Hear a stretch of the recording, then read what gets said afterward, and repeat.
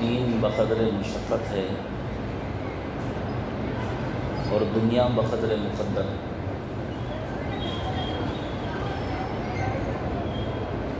دین بقدر مشقت ہے اور دنیا بقدر مقدر ہے۔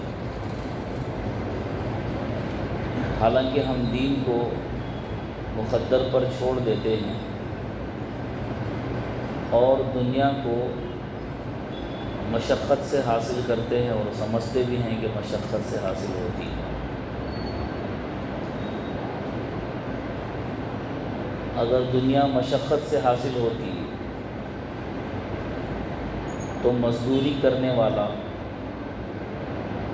گارے مٹی کا کام کرنے والا، اس کی محنت بہت ہے اور اے سی آفس میں بیٹھ کر سگنیچر کرنے والا اس کی کوئی محنت نہیں ہے۔ تو معلوم ہوا دین بقدر مشقت ہے اور دنیا بقدر مقدر ہے۔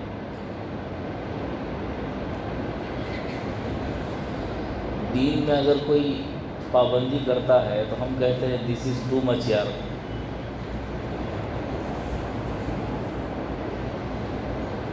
اگر کوئی دین میں پابندی کرتا ہے تو کہتے کیا ہیں؟ یہ بہت ہے یار، دس از ٹو مچ۔ کہ رمضان میں روزہ بھی رکھو اور 5 وقت نماز بھی پڑھو اور پھر تراویح میں کھٹنا بڑی مشقت کی چیز اور بہت معلوم ہوتی ہے۔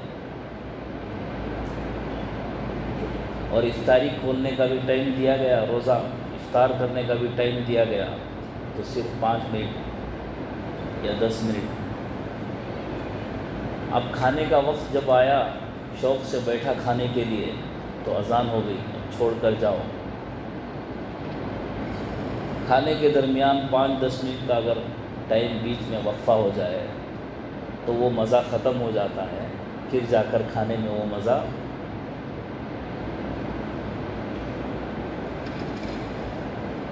حالانکہ دنیا میں اگر کوئی آدمی بنگلے پر بنگلہ خریدے، گاڑی پر گاڑی خریدے، اچھی زندگی گزارنے کے لیے سامان کو مہیا کرے، تو یہاں کوئی نہیں کہتا دس از ٹو مچ یار۔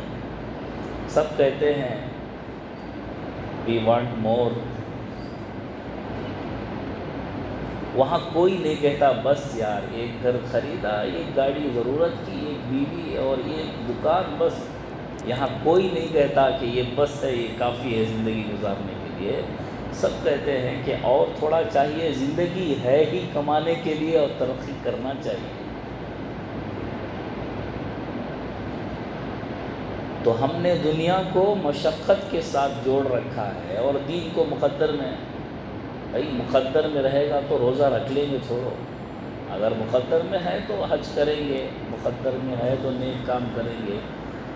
وہاں مقدر ہم کو تقدیر یاد آ جاتی ہے اور دوسروں کو نصیحت بھی کرتے ہیں کہ بھئی اللہ نے مقدر میں لکھا ہے تو روزہ تو ضرور رکھیں گے۔ ایسا کوئی نہیں کہتا کہ بھئی روزہ رکھنے کی چیز ہے اب رکھ لیں، یہ تو نیکیاں کمانے کا سیزن ہے، کما لیں۔ اللہ نے اگر مقدر میں دنیا رکھی ہے تو وہ تو ضرور مل کر رہے گی۔ ٹو مچ کا فارمولہ دین میں رکھ لیا ہے، دنیا میں وی وانٹ مور کا فارمولہ رکھ لیا ہے، اور اسی پر بس نہیں۔ اگر ہم کو اور ضرورت پڑے تو ہم نائٹ ڈیوٹی بھی کرنے کے لیے تیار ہیں اور اوور ٹائم جاب کرنے کے لیے بھی تیار ہیں، اور فلاں فلاں فلاں فلاں۔ ہاں دین میں اگر غلط طریقے سے کوئی زیادتی ہو تو اس کو کہا جائے گا کہ بھئی دس از ٹو مچ یار۔ وہاں کہہ سکتے ہیں کہ بھئی غلط راستے میں جا رہا ہے، غلط ڈیسیجن لے رہا ہے، جو دین نہیں اس کو دین سمجھ رہا ہے، تو تب یہاں کہا جائے گا کہ یہ غلو ہو رہا ہے، یہ زیادتی ہے۔ بھئی عید کے دن روزہ رکھنے کی کوشش کر رہا ہے تو کہا جائے گا کہ نہیں، یہ غلط ہے۔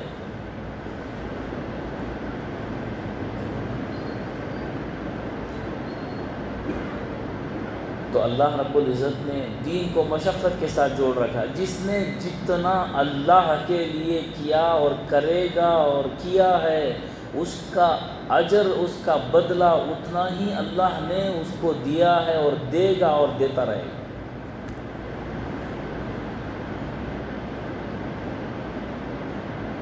حضرت عبداللہ ایک صحابی تھے، بہت ہی بہترین خوبصورت نوجوان بھی تھے اور بہترین کپڑے پہنا کرتے تھے۔ کوئی بھی دیکھتا تو کہتا کہ بھئی کپڑے جو ہے ان کی طرح پہننے چاہیے، بہترین کپڑے پہنا کرتے تھے، بہترین خوبصورت نوجوان تھے۔ اسلام میں داخل ہو گئے، ایمان لا لیا، دل میں ارادہ کیا کہ کسی کو بتائیں گے نہیں، چھپا کر رکھیں گے۔ محبت دین کی ہو یا دنیا کی، اپنا اثر دکھا کر رہتی ہے۔ محبت دین کی ہو یا دنیا کی، اپنا اثر دکھا کر رہتی ہے۔ پھل میں اگر اندر سے پھل پک گیا ہے تو اس کا اثر اوپر رنگ کے طور پر آ ہی جاتا ہے۔ رنگ کے طور پر آئے نہ آئے، خوشبو سے ہی دور سے پتہ چل جاتا ہے کہ پھل اندر سے پک گیا ہے۔ تو چھپانے کی کوشش انہوں نے تو کی، لیکن ان کی باتوں سے ماں باپ نے اندازہ لگا لیا، ان کے رویے سے، ان کے رہن سہن سے اندازہ لگا لیا کہ انہوں نے کلمہ پڑھ لیا ہے۔ اللہ کے نبی کی بات ہوتی تو ان کے کان کھڑے ہو جاتے، اللہ کے نبی صلی اللہ علیہ وسلم کا تذکرہ ہوتا تو یہ غور سے سنتے، تو ماں باپ کو پتہ چل، ماں باپ تو تھے نہیں، ہاں چچا تھے، چچا کو پتہ چل گیا، باپ نہیں تھے۔ چچا نے کہا کہ ہم نے تجھ کو پالا پوسا اور تجھے اچھی خوراک دی، اچھی غذا دی، اور تجھے جو ہے اچھے کپڑے پہنائے، تیری زندگی کا انتظام ہم نے کیا، اور تو بے دین ہو گیا، تو نئے دین پر ایمان لا چکا ہے۔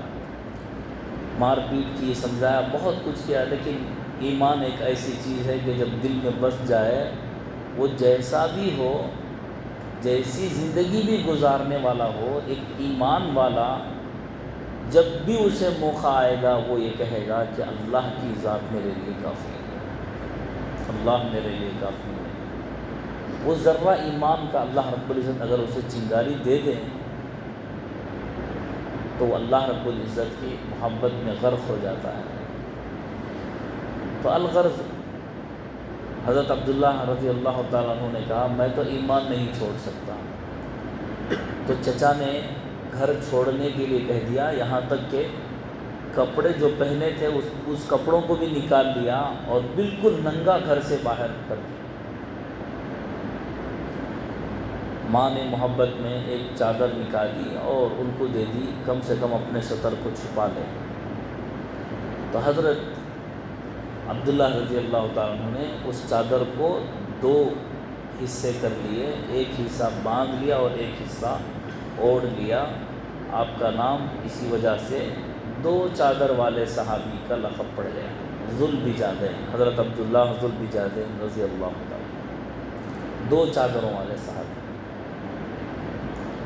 اب جاتے کہاں، گھر تو تھا نہیں، تو اللہ کے رسول صلی اللہ علیہ وسلم کے دربار میں تشریف لے گئے، تو اللہ کے رسول صلی اللہ علیہ وسلم نے لقب عطا فرمایا ذوالبجادین، اور کہا کہ تم اصحاب صفہ، یہ جو صفہ کے صحابہ ہیں، صفہ کہتے ہیں اس چبوترے کو جس پر صحابہ کرام رضی اللہ تعالیٰ اجمعین، جن کا کوئی نہیں ہوتا یا باہر سے ہوتے یا اللہ کے دین کے سیکھنے کے خاطر پڑے رہتے تھے، اس چبوترے کا نام صفہ تھا۔ یہ پہلا مدرسہ بھی تھا، اللہ کے نبی کی تعلیم گاہ بھی تھی، تبلیغ گاہ بھی تھی، تحریک بھی تھی، سب اس میں رہنے لگے۔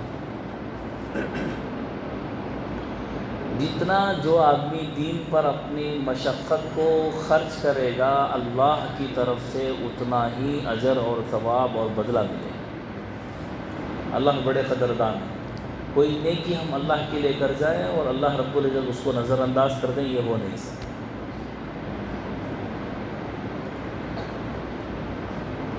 اور پھر بعد میں حضرت عبداللہ رضی اللہ عنہ رہنے لگے مکہ میں۔ ایک مرتبہ آپ کو سخت بخار آ گیا، اتنا سخت بخار جان لیوا بخار حضرت نبی پاک صلی اللہ علیہ وسلم کو معلوم ہوا تو اللہ کے رسول صلی اللہ علیہ وسلم ان کے پاس تشریف لے گئے، ان کے پاس تشریف لے گئے اور خرید میں بیٹھ گئے، یہاں تک کہ حضرت عبداللہ رضی اللہ تعالیٰ عنہ کے سر کو اپنے گود میں رکھ لیا، سر کو اپنے گود میں رکھ لیا، اور اللہ کے نبی صلی اللہ علیہ وسلم تسلی دینے لگے، یہاں تک کہ اسی مرض میں ان کا انتقال بھی ہو گیا، اسی مرض میں انتقال ہو گیا۔ تو صحابہ سے اللہ کے نبی صلی اللہ علیہ وسلم نے اپنی چادر نکال کر دی اور کہا کہ میرے عبداللہ کو اس چادر میں کفنا دو۔ دین کی خاطر کپڑے نکالے گئے تھے، اللہ نے دنیا کے سردار اللہ کے حبیب صلی اللہ علیہ وسلم کی چادر کے ذریعے سے دنیا ہی میں عزت بخشی، اور دنیا میں اللہ کے رسول صلی اللہ علیہ وسلم کے جسم اطہر پر رہنے والی چادر کے ساتھ آپ کو کفنایا گیا۔ قبر میں رکھنے کا وقت آیا تو رشتہ دار، مسئلہ یہ ہے کہ رشتہ دار جو قریبی ہے وہ قبر میں اترے اور میت کو جو ہے اپنے ہاتھوں سے قبر میں رکھے تاکہ عبرت کا سامان بھی ہو۔ تو اب تو حضرت عبداللہ کا کوئی رشتہ دار نہیں تھا، اللہ کے رسول صلی اللہ علیہ وسلم خود قبر اطہر کے اندر اترے اور حضرت عبداللہ رضی اللہ تعالیٰ عنہ کو کہا کہ میرے عبداللہ کو میرے ہاتھ میں تھما دو۔ حضرت عمر رضی اللہ عنہ جیسے صحابی رشک کرنے لگے اور کہنے لگے کہ کاش حضرت عبداللہ کی جگہ آج میری لاش ہوتی۔ دین کے لیے جو جتنی قربانی مشقت پیش کرے گا اللہ کی خاطر، اللہ اس کا بدلہ اور اجر اور اس کا ثواب، یہ تو دنیا کی، یہاں تک کہ اللہ کے نبی صلی اللہ علیہ وسلم نے قبر میں سلایا تو کہا اے اللہ میں ان سے راضی ہوں، تو بھی ان سے راضی ہوں۔ اس جملے کو کہا کرتے حضرت عمر رضی اللہ عنہ، فرماتے حضرت عبداللہ رضی اللہ تعالیٰ عنہ کی جگہ اگر میری لاش ہوتی تو کتنا اچھا ہوتا۔ تو دین بقدر مشقت ہے، جتنی عبادت کرو گے جتنا گڑ اتنا میٹھا، اور دنیا بقدر مقدر ہے۔ اس کا مطلب یہ کہ مشقت نہ کریں بلکہ اس وابتغوا من فضل اللہ، اللہ کے فضل کو تلاش کریں، محنت مشقت کریں۔ حلال کمائی کے کمانے میں جو وقت صرف ہوگا دین کے دائرے میں، حلال کمائی کے کمانے میں جو وقت صرف ہوگا دین کے دائرے میں، وہ وقت بھی عبادت میں شامل ہوگا، وہ وقت بھی عبادت میں شامل ہوگا۔ یہاں تک کہ ایک صحابی کے ہاتھ اللہ کے نبی صلی اللہ علیہ وسلم نے دے گئے جس میں گٹے پڑے ہوئے تھے، پوچھا تو اللہ کے نبی صلی اللہ علیہ وسلم، انہوں نے کہا کہ کوئی سخت کام پتھر وغیرہ اس طرح کا کرتے ہیں، تو اللہ کے نبی صلی اللہ علیہ وسلم نے فرمایا اپنے بیوی بچوں کی حلال روزی کی خاطر کوئی آدمی مشقت کر کے دن بھر آئے اور مشقت سے تھک ہار کر اس کا بدن چور چور ہو جائے تو اس کے بدن پر کوئی گناہ بھی باقی نہیں رہتا شام ہوتے ہوتے۔ القاسب حبیب اللہ، اللہ کے نبی سے مشقت کرنے والا اللہ کا دوست ہے کہ وہ حرام کی طرف نہیں جاتا، جھوٹ اور غلط راستے کی طرف نہیں جاتا، بلکہ اپنے مشقت سے، اور مشقت کرنا اور محنت کر کے اپنی روزی کمانا انبیاء کا شیوا ہے، نبیوں کا شیوا ہے کہ ہر نبی نے جو ہے مشقت اور روزی حاصل کرنے کے لیے محنت کی۔ تو الغرض اللہ سے مانگتے بھی رہے، اور دین میں جو مشقت ہو اس کو خندہ پیشانی سے، ایسا نہیں کہ بھئی رمضان آ گیا ہے اب روزے تو رکھنا ہی پڑے گا۔ تین قسم کے لوگ ہوتے ہیں جن کو رمضان کے آنے کی بہت زیادہ خوشی ہوتی ہے کہ بھئی رمضان کا مہینہ آ گیا، روزے رکھیں گے، اللہ کو راضی کریں گے، اپنے بدن سے گناہوں کو جلا کر راکھ کر دیں گے، اور اللہ کی محبت میں خود بھی جو ہے شمع روشن کی طرح ہو جائیں گے۔ بعض لوگ ہوتے ہیں کہ بھئی اب آ گیا ہے تو رکھنا ہی پڑے گا، کیا کریں گے، تو رکھتے جائیں گے، اور بعض لوگ تو مصیبت سمجھ کر رکھتے ہیں۔ تو تینوں کا تو رمضان گزرے گا ہی، جو ثواب وہ کمائیں گے جو خندہ پیشانی کے ساتھ، خوش دلی کے ساتھ یہاں تک کہ یہ سمجھیں گے کہ یہ تو اللہ کا حق ہے، ہم اللہ کے بندے ہیں، اللہ کا حق ہم کہاں سے ادا کر سکتے ہیں؟ کوئی دنیا میں ایسا نہیں ہے جو اللہ کا کما حق کو حق ادا کر سکے۔ یہ تو اللہ نے عبادت کا حکم دیا ہے، بس عبادت ہم کرتے رہیں۔ اللہ ہم سب کو عمل کی توفیق دے۔ روزے میں غسل کرنے سے، اس سے پہلے بھی بتلایا ہوں، احتلام ہو جانے سے